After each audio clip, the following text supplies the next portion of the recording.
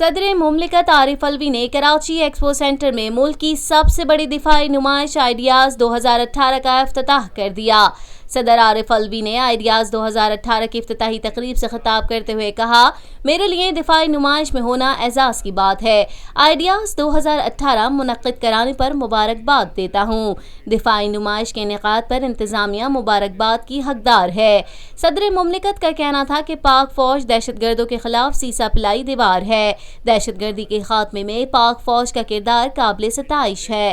पाक फौज दुनिया में दहशतगर्दी के खिलाफ तजर्बाकार फोर्स है। आरिफ अलवी ने कहा, अफगानिस्तान जंग के 32 लाख मुतासरीन को पाकिस्तान में पनाह दी। हम अमन चाहते हैं और खित्ते में इस्तेकाम के ख्वाहां हैं। हमसायों के साथ बेहतरीन ताल्लुकात और खुशगवार माहौल चाहते हैं। अपने मुल्क के दिफा के लिए हम हर कदम उठाएंगे।